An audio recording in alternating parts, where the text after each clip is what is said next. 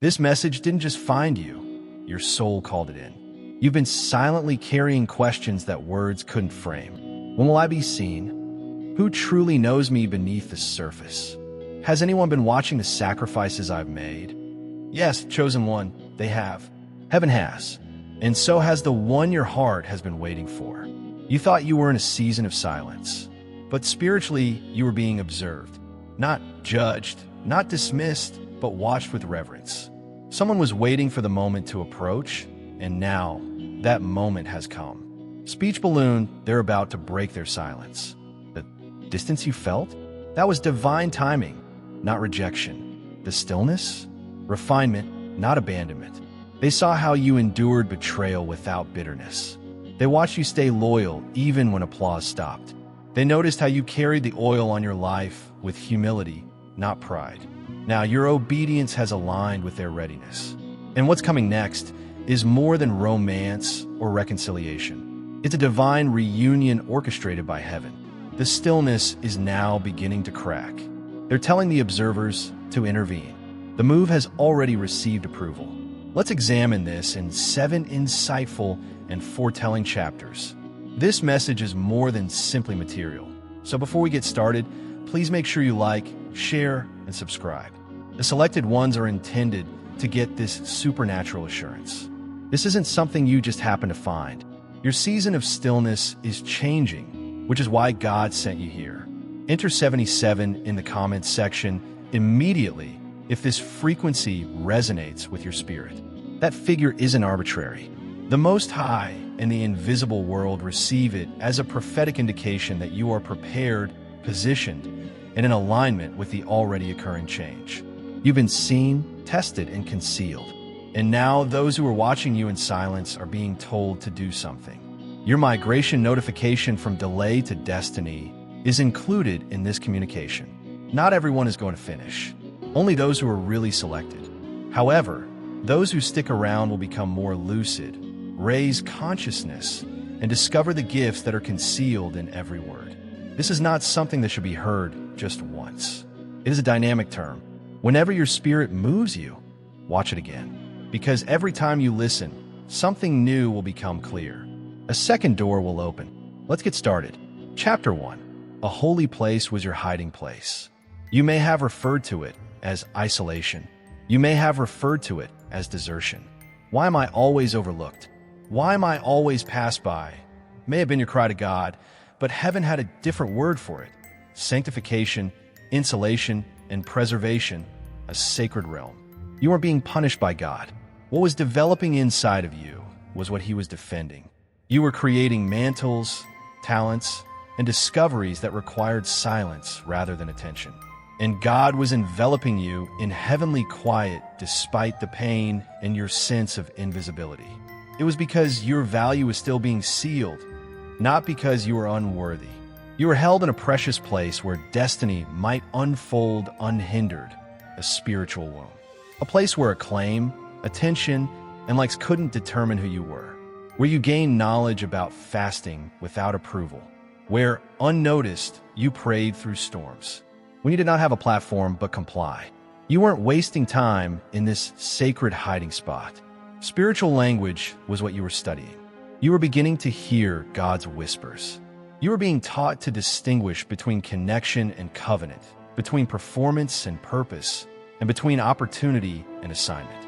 Write amen to feel the peace of the angels and show your support with a super thank you up to $20. There was no detour into the woods. A forge was used. The fake representations of you were burnt off. In order for your soul to soar, it shattered your ego. It eliminated all reliance on others, approbation, and identity based on performance. God let individuals to go in order to wean you off of codependency, not to cause you pain.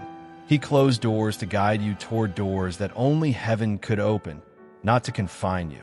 He allowed them to ignore you because their platforms were unable to support your influence, not because you were unpopular. You believed that the world was keeping you concealed. In actuality, however, heaven was being shown you. The watches are now being released after your character has been put to the test. Your obedience has been shown in quiet. Your heart has been purified, and your foundation has been strengthened. There are divinely appointed individuals who were told to watch, not to step in, how you dealt with being forgotten. To see how, despite the lack of confirmation, you stuck to the call. The oil was visible to them before the crown. Prior to the ascent, they saw the endurance. Their silence is increasingly becoming a tactic. They're moving from observation to action. God will not allow your secret deeds to go unrewarded. Therefore, they're being told to bless you publicly. The silent season is finished. The hiding spot is currently being used as a launch pad. Your runway has replaced your cave. Your witness is what was once your wilderness, because you're going to be revealed by the same God who concealed you. Additionally, the same onlookers who remain silent are being told to get up. You're not just concealed anymore. They're heralding you. The sacred site has fulfilled its purpose. Chapter 2. You were watched over by God. What seemed to be loneliness was never neglect. Chosen one. Absence was never what seemed to be quiet. Heaven was keeping an eye on you while you went through times of loneliness. With divine aim, not from afar. You believed that no one saw the evenings when you prayed fervently. Nothing appeared to change when your knees struck the floor. Your voice was hardly audible above a whisper, and your spirit moaned for calm and guidance. You believed that your moral decisions, your silent perseverance, and your reluctance to give and were imperceptible. However, they weren't. Every act of obedience, every invisible sacrifice, and every tear was seen by God, angels, and those tasked with silently observing. You were being watched by God. Your progress was being tracked by spiritual powers. Not your accomplishments or popularity, but your demeanor, your moral character, and your covert choices. The things you were fighting that no one knew about. The burden you were bearing. Your decisions cost you comfort, friendships, and even your feeling of security. Heaven didn't care about appearances. In the dark, it was all about who you were becoming. You were devoted and unnoticed, while others were noisy and conspicuous. Heaven cherishes that. Your allegiance was noted. There was documentation of your discipline. You were being examined for leadership qualities and put to the test, not by man, but by the kingdom. Right? Men, to feel the peace of the angels and show your support with a super thank you up to $20. Even strangers have been tasked with keeping an eye on your life. Spiritual teachers, kingdom investors, and divine gatekeepers who watched but didn't contact you. They were told to remain silent and to watch without interfering. They had no intention of failing. To check whether your oil remained pure under pressure, they were keeping an eye out for fruit. Even if it wasn't celebrated, your contribution remained obedient to God. They saw your handling of suffering, treachery, and postponement. How you served when you had the option to sit down, and how you forgave when you might have retaliated. And their function is changing now that the process is over. Divine activity is emerging from what was formerly quiet observation. Now, those who were assigned to observe are being dispatched to help. They've had enough. They have seen your faith, your tenacity, and your change. Heaven has now issued the order to start the relocation. The time wasn't good, so they didn't move sooner. You still need improvement. So did they. God wasn't just getting you ready. He had been getting them ready for you. Both sides of the promise were synchronized by the divinely timed delay. The balance has now shifted. The conclusion of the monitoring time is that you are prepared. All set for placement. All set to dispatch. All set to be raised. Before you ever saw a sign in the natural world, a relocation was chosen in the spirit and is now being activated. You're entering spaces that were set aside only for you, opportunities that recognize your obedience and tasks that correspond with your anointing. This wasn't forced by you. It wasn't manipulated by you. You persevered. You were dependable. The onlookers are now arriving to unleash what has been planned for you, not to observe. This is not a man-made arrangement. It's coming on schedule, and this change is magnificent. Chapter 3. A stirring of divine contacts. Divine connections are now being activated on your behalf, chosen one. They've seen you, but you haven't seen them. They have been assigned to you even if you haven't met them yet. They weren't sent to make you feel good. They came to look for you, and their spiritual sensibilities are being roused to react now that the moment has arrived. Some individuals have had your name spoken to them in dreams, but you don't know their names. Some influential leaders have been waiting for a sign from God before acting, and your spirit has just given them that sign. Even if some of them came into your article by chance, they understood deep down that it wasn't. Some have been praying for confirmation ever since they were given images of your face, voice, and energy. These are not your typical contacts. These are heavenly reinforcements that have been sent from other worlds. Destiny enablers, covenant bearers, and kingdom connectors. Their morale was boosted by your obedience rather than your loudness, your mantle rather than your marketing, and your purity rather than your fame. For the very reason that what you carry can no longer be concealed, God roused their souls. No public stage could ever fully convey the message of your discipline under duress, your integrity in quiet, and your loyalty in the shadows. They watched to see whether it was genuine, and they saw how you refused to take quick cuts, how you safeguarded your anointing, and how you didn't sell your soul for fame. Yes, their observation period is now finished. Angelic guidance is now available. They're being instructed to do, say, bless, and assist. Write amen to feel the peace of the angels and show your support with a super thank you up to $20. Some are carrying keys to locations you've only seen in your dreams. Others are providing kingdom platforms made especially for what you carry, business alliances, relocation offers, or blueprints. Furthermore, none of it will need to be persuaded. There's no need for you to sell yourself. You won't need to exert yourself. Now is not the time to hustle. This is the time of year when people host heavenly encounters. In the spirit, the next event has already been arranged. All you are doing is entering what has been waiting for you. Their emotions are full with glory when these heavenly interactions arrive. Your oil does not scare them. They are aware of it. Your lack of response doesn't confuse them. They hold it in high regard. They're not here to alter who you are. They are aligning themselves with what God has already designated as holy. So, selected one, get your heart ready. Don't become any smaller. Don't doubt yourself. Don't wait either. They will, and they will come. You'll be aware. The spirit that prepared you is the same energy that roused them, so the confirmation won't be unclear. No one is meeting you. Prophecy in human form is what you are encountering. Additionally, each touch indicates that the move has already started. Chapter 4. Your current situation is insufficient for your future goals. The restlessness you've been experiencing isn't a coincidence, chosen one. It is illuminating. You've been feeling a sacred annoyance, a sacred unease. You're outgrowing the setting in which you were previously blessed to flourish, not because you're failing. The size of the assignment inside of you no longer corresponds to the surrounding space. Nothing seems right now, even if you've tried to be thankful, prayed away, and fit yourself into places that used to feel good.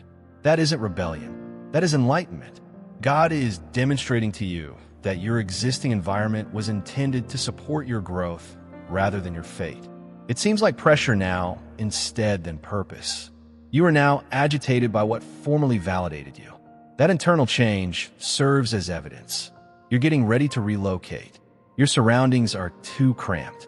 Your goals are more ambitious than you can handle. You're no longer fed by the talks going on around you. The environment that nourished you now makes you numb. You've hit your limit because you completed, not because you didn't succeed. And something inside of you begins to suffocate every time you attempt to shrink in order to remain. Confusion is not what you're feeling, chosen one. It's the end, because your next chapter calls for a new environment, a different system, and a different degree of surrender. Heaven is closing out this one. You've surpassed shallow seas, outmoded views, and old circles.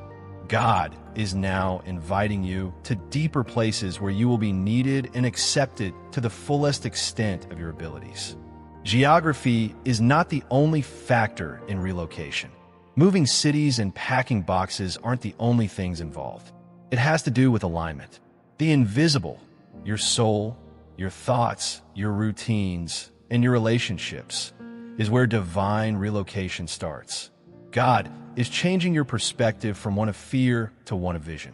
He is guiding your heart toward tranquility and away from cycles of trauma. He He is putting your spirit into divine deployment and out of delay.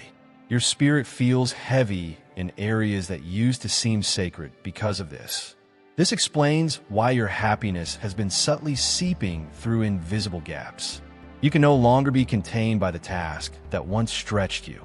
Your present life's walls are starting to tremble as your calling knocks on them. There is no punishment for you. They're positioning you. The waves are being stirred by God. He's disturbing your comfort because you've outgrown your current situation, not because you've done anything wrong. He's not attempting to ruin your tranquility. He's attempting to expand your domain. Don't hold on to what is comfortable. Because it used to work, don't worship the previous iteration of yourself. Where God is sending you, fresh grace is waiting, and the grace that held you, there is now lifting. Your strain is not a sign of weakness. It's an indication. It is proof that elevation is approaching. You were never intended to settle in transient locations, chosen one. You are a bearer of heritage, a mountain mover, and a disruptor of generations. More room, reach, and alignment are necessary for what you carry. God is doing more than just moving your body. He's increasing your power. Don't fight the need, then. The nudge should not be numb. The voice that keeps urging you to do more should not be ignored. You are not made to fit in. You were selected to emerge. You were not summoned to provide consolation. You were chosen to have an effect on the kingdom. Chapter 5. The Spirit has already moved you. The transition begins in the spirit world before it ever appears in your chronology. Every divine relocation starts out as a selected one, a celestial repositioning, and a spiritual advancement. You've already been transferred, whether you're aware of it or not. It was orchestrated by heaven, not by human hands or circumstances. You've gone over already. You're not waiting for things to change, even if your surroundings haven't caught up yet. The change is you. Your language has changed. The weight of your remarks has increased. You're not in agony while you talk. You have prophecies. Applause no longer affects you. By alignment, you are relocated. Crowds are no longer your goal. Clarity is what you want. To belong, you don't have to ask. Where you're called, you build. You can tell that the move has already started in this way.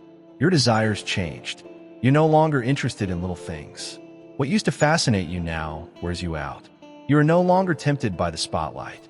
You yearn for honesty, presence, and depth. Something heavenly is taking place inside of you, which is why you are attracted to stillness, isolation, and sacred areas. You've changed who you are. You no longer go into too much detail. You are no longer performing. You are no longer proving. You've begun to walk with a holy confidence and defend your peace. You see your worth today via the affirmation of God, not through the eyes of others. You become more assertive. You can no longer be reached by what formerly depleted you. You can no longer be distracted by things that used to bother you. You now know how to say no without feeling bad and yes without being afraid. Someone who is aware that they've already gained the upper hand would act in such way. Your ability to discern has improved. Everything that shouts your name no longer entangles you. You can see past smiles. You have a sensation that words cannot express. Before the words are said, you sense the truth. You're not doubtful. You have a sensitive spiritual side. That is a spirit relocation. Your thoughts have already changed. You're no longer thinking about humiliation or dread. They are rooted in faith. Instead of responding in a panic, you're preparing with faith, dreaming larger, and thinking more broadly. It goes beyond cerebral maturity. Prophetic positioning is what it is. What your hands haven't yet surrendered, your heart is already freed. You've begun to distance yourself from people and places that don't seem big enough for what God has in store for you. It's not even necessary to make an announcement. The timing is already known to your spirit. You've passed through doors in the spirit before they ever opened in the physical world, chosen one. Heaven is now giving the reality that your prayers brought out.